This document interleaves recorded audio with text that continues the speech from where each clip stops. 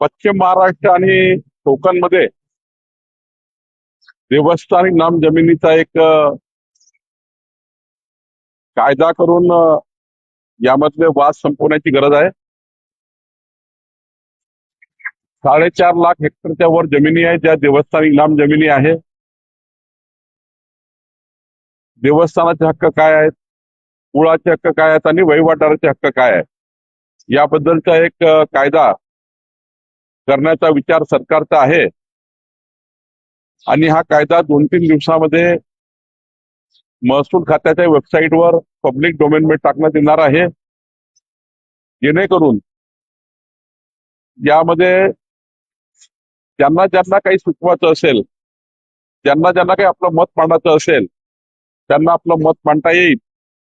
आणि अंतिमतः जुलैच्या अधिवेशनामध्ये आम्ही यावर चर्चा करणार आहोत. सर, उष्णतेची लाट मोठ्या प्रमाणात आहे.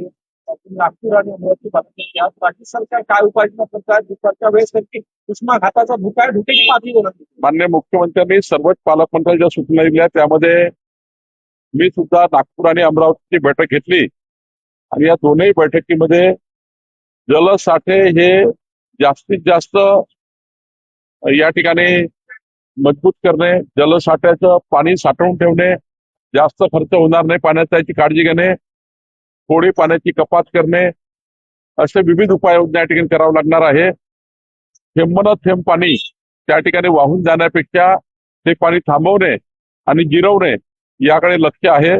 त्यामुळं शेतकरी आणि गावातील सर्व जनतेला माझी विनंती आहे, शहरातील जनतेला विनंती आहे की या ठिकाणी पाणी यावर्षी वाचून वापरायचं आहे.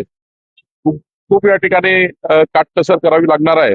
याकरता सर्व नागरिकांनी काळजी घ्यावी अशी सूचना आम्ही यापूर्वीच केली आहे. आणि रोजच्याच आमच्या या रोजच्याच प्रशासकीय कामकाजामध्ये अल निनो आणि त्यावर होणाऱ्या उपाययोजना याकरता आमचं लक्ष आहे.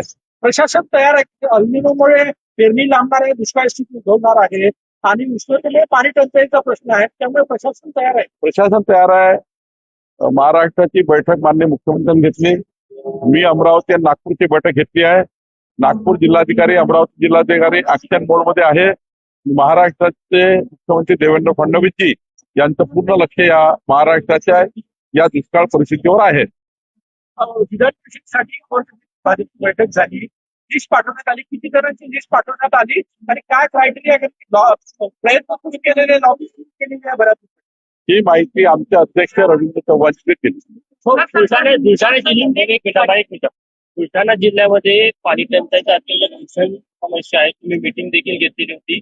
15 दिवसानंतर तिथे नळाला पाणी येतं आणि ग्रामीण भागामध्ये अत्यंत विदारक असं चित्र आहे. नाही, महाराष्ट्रामध्ये बुलढाणा, हिंगोली, परभणी, मराठवाडा, विदर्भ, काही पश्चिम महाराष्ट्राचा भाग या ठिकाणी दुष्काळ परिस्थितीमध्ये तिथे पाणी कमी पडतं, जलसाठे कमी आहे. त्यामुळे त्या ठिकाणी थोडं आपल्याला काळजी घ्यावी लागतं. बुलढाणाचा मी मागे आढावा घेतला, अकोल्यामध्ये आढावा घेतला, तिथं जिल्हाधिकाऱ्यांशी चर्चा केली आहे. निश्चितपणे यामध्ये कसा त्याच्यातला उपाययोजना करता येईल आणि जनतेला पाणी मिळेल याची काळजी सरकार घेणार आहे.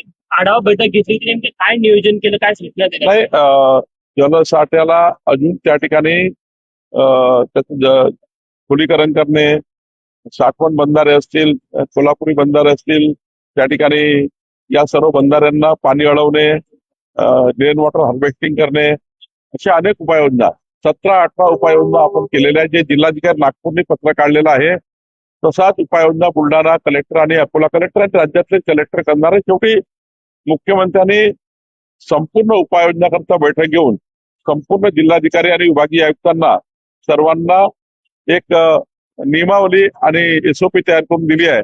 त्यानुसार जिल्हाधिकारी काम करणार. पाणी योजनेचा निधी दिला पण काम पूर्ण झालेलं नाही. काही ठिकाणी अपुरा निधी आहे, त्यामुळे देखील काही निधीची त्या ठिकाणी जलजीवन मिशन मध्ये कमी होती, पण आता त्यातला मार्ग निघाला आहे. सर कल पश्चिम बंगाल में 90% की ज्यादा वोट हुआ, पहली बार ऐसी उतना परसेंट हुआ है.